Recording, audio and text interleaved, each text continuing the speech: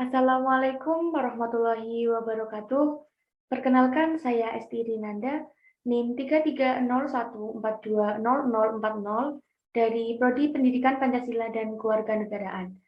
Di sini saya akan mempresentasikan terkait rangkuman materi mata kuliah umum literasi digital dan kemanusiaan dari pertemuan ke-1 hingga pertemuan ke-7. Langsung saja. Untuk topik yang pertama yaitu Society 5.0 dan Revolusi Industri 4.0. Teknologi sendiri merupakan satu dari 7 konsep kebudayaan.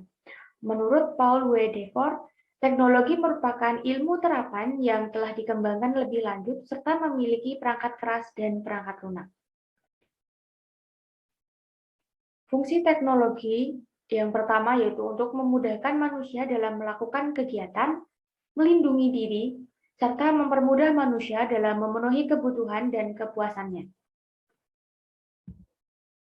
Ini ada gambar perkembangan teknologi dari revolusi industri 1.0 hingga 5.0 yang sekarang disebut dengan masyarakat cerdas. Revolusi industri 4.0 dimulai sejak revolusi industri 1.0 yaitu dimulai sekitar tahun 1784 dengan penemuan mesin uap. Periode ini ditandai dengan mekanisasi industri, penggunaan mesin uap, dan alat pemintal mekanis. Pada revolusi industri 2.0 yang dimulai sekira tahun 1870, ditandai dengan penggunaan tenaga listrik, munculnya lini produksi, dan perkembangan transportasi secara masif. Kemudian revolusi industri 3.0 yaitu dimulai sekira tahun 1969 yang dikenal pula dengan istilah revolusi digital. Ciri utamanya yaitu mulai dikenal otomatisasi, elektronisasi, dan penggunaan komputer. Yang selanjutnya yaitu revolusi industri 4.0 yang berawal pada abad ke-21. Pada revolusi ini dikenal cyber physical system atau CPS yang merupakan integrasi antara physical system, komputasi, dan juga network atau komunikasi. Perkembangan teknologi yang begitu pesat juga berdampak pada ketertinggalan masyarakat. Ketertinggalan masyarakat ini disebut dengan era disrupsi. Era disrupsi adalah inovasi yang akan menggantikan seluruh sistem lama dengan cara-cara baru. Disrupsi ini berpotensi menggantikan pemain-pemain lama dengan pemain baru. Disrupsi menggantikan teknologi lama yang berbasis fisik manusia dengan teknologi digital yang menghasilkan sesuatu yang benar-benar baru dan lebih efisien juga lebih bermanfaat. Oleh karena itu, dalam pengembangan keterampilan masyarakat perlu mengalami penyesuaian dengan perubahan zaman. Beberapa pakar menyebut kemampuan ini disebut sebagai keterampilan abad ke-21. Kerangka keterampilan yang dimiliki abad ke-21 yaitu 1. Keterampilan untuk kecakapan hidup dan karir, kecakapan belajar dan inovasi, serta kecakapan informasi, media, dan teknologi.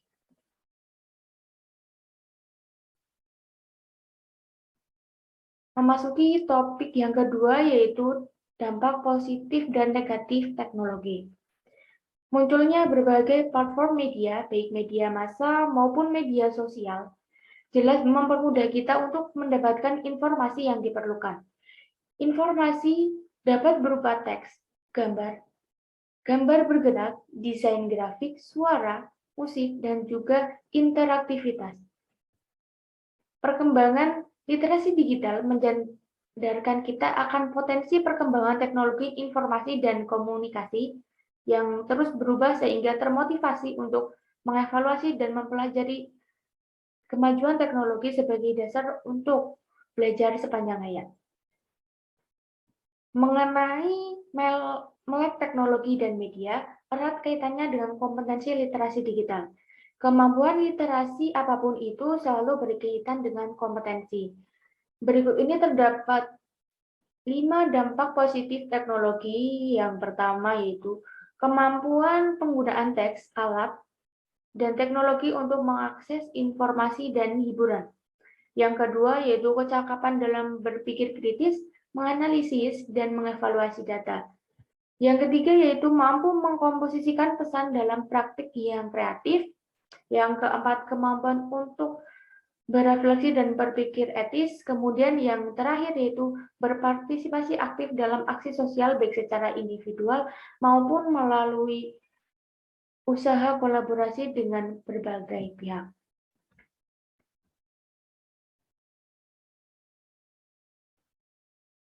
Namun, adanya literasi digital tidak semata-mata penguasaan teknologi komputer dan keterampilan penggunaan internet belaka. Jika informasi digital adalah simbol representasi data, sementara literasi lebih kepada kemampuan membaca, menulis, dan berpikir kritis.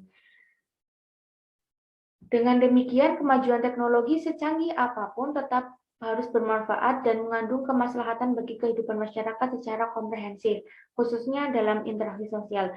Berikut ini terdapat dampak negatif teknologi yang terdapat pada 3 bagian, yaitu keamanan digital, kualitas hidup, serta ekonomi. Dampak negatif teknologi dalam keamanan digital, yang pertama yaitu ada serangan dunia maya. Serangan dunia maya ini jenis manuver ofensif yang digunakan oleh negara, individu, kelompok, atau organisasi yang menargetkan sistem informasi komputer dengan tindakan berbahaya, yaitu dalam bentuk mencuri, mengubah, atau menghancurkan target yang ditentukan. Serangan dunia maya ini dapat berupa DOS, Denial of Service, yaitu menghabiskan sumber daya yang dimiliki oleh suatu komputer. Yang kedua yaitu worm, berupa program komputer yang dapat menggandakan dirinya secara sendiri. Kemudian virus, yang merupakan program menyimpang disimpan media penyimpanan yang dapat menyebabkan efek yang tak terduga. Kemudian yaitu Trojan. Dalam pencurian informasi dan identitas, salah satu yang sering dilakukan untuk mencuri informasi dan identitas adalah phishing. Phishing yaitu suatu bentuk penipuan yang dicirikan dengan percobaan untuk mendapatkan informasi peka seperti kata sandi dan kartu kredit dengan menyamar sebagai orang atau bisnis yang terpercaya dalam sebuah komunikasi elektronik resmi. Yang ketiga yaitu terdapat manipulasi data digital. Manipulasi data digital ini merubah suatu nilai data yang tersimpan pada suatu sistem. Manipulasi data terdiri dari mengubah data, menambah data, menghapus data, dan memperbarui data. Dampak negatif teknologi dalam kualitas hidup, yang pertama yaitu lingkungan hidup, yang menambah sampah sampingan. Yang kedua terdapat pada masalah mental, yaitu antisosial dan kecanduan. Kecanduan ini dapat berupa game online, YouTube, dan lain sebagainya. Kemudian yaitu masalah produktivitas kerja. Sebagai contoh penggunaan PC untuk keperluan kerja, jika tidak digunakan dengan baik maka akan menjadi tidak tepat. PC yang seharusnya dipakai untuk bekerja tetapi dipakai untuk keperluan berselancar, membuka media sosial, atau situs yang tidak seharusnya.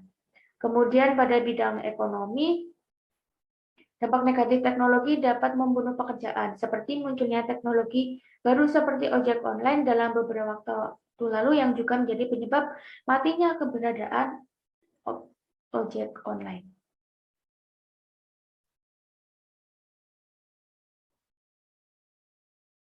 Langsung kepada materi yang selanjutnya, yaitu topik ketiga.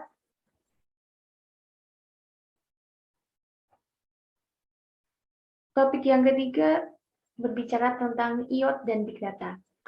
Internet of Things atau IoT merupakan konsep di mana suatu objek yang memiliki kemampuan untuk mentransfer data melalui jaringan tanpa memerlukan interaksi manusia ke manusia atau manusia ke komputer. Tujuan IoT sendiri yaitu untuk memperluas manfaat dari konektivitas internet yang tersambung secara terus-menerus. Berikut ini terdapat kelebihan IoT. Kelebihan IoT dalam bidang data yaitu semakin banyak informasi yang diperoleh atau semakin mudahnya untuk menentukan tindakan yang tepat berdasarkan data yang ada. Dengan bantuan komputer dan algoritma, program kita tidak perlu mengecek data dan mensortir data satu persatu, namun mesin yang akan menggantikannya. Yang kedua yaitu tracking.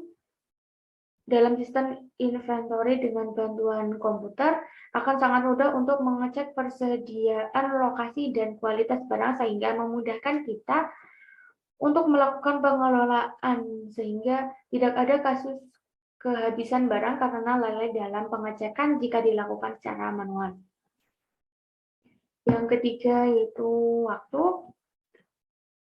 Dengan bantuan sistem komputer yang telah diprogram sebelumnya, untuk mengolah informasi tentu tindakan sesuai yang telah diprogram, maka proses analisa dan pengambilan keputusan berdasar data yang besar akan dilakukan secara singkat dan cepat.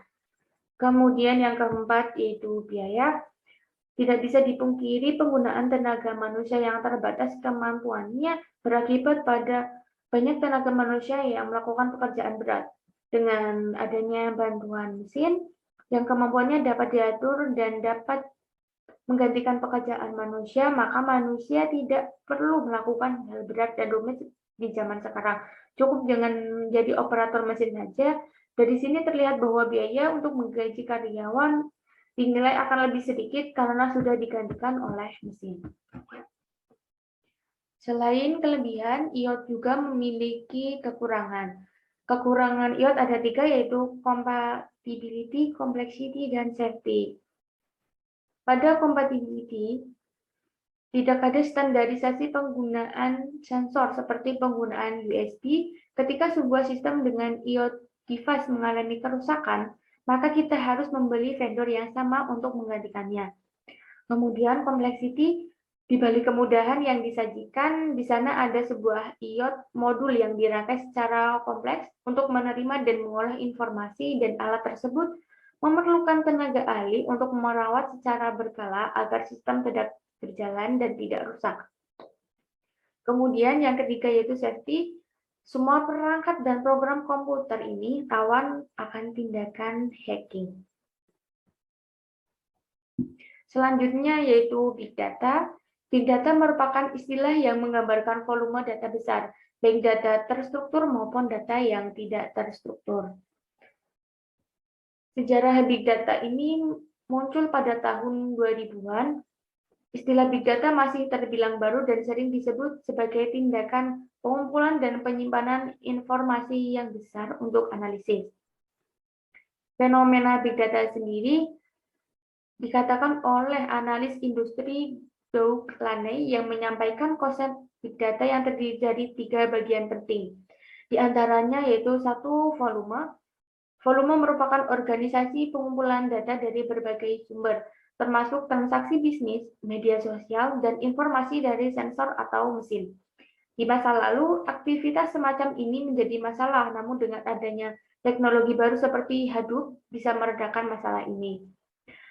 Kemudian kecepatan, aliran data harus ditangani dengan cepat dan tepat melalui hardware maupun software. Teknologi hardware seperti RFID, sensor pintar lainnya juga membutuhkan tenaga untuk menangani data yang real-time. Kemudian variasi ini data yang dikumpulkan mempunyai format yang berbeda-beda, mulai dari yang terstruktur dan numerik dalam database tradisional, data dokumen terstruktur teks, email, video, audio, maupun transaksi keuangan lainnya. Dalam hal ini, mengapa Big Data dinilai penting? Karena Big Data dapat mengurangi biaya, mengurangi waktu, mengembangkan produk baru dan optimalisasi penawaran produk, serta pengambilan keputusan yang cerdas.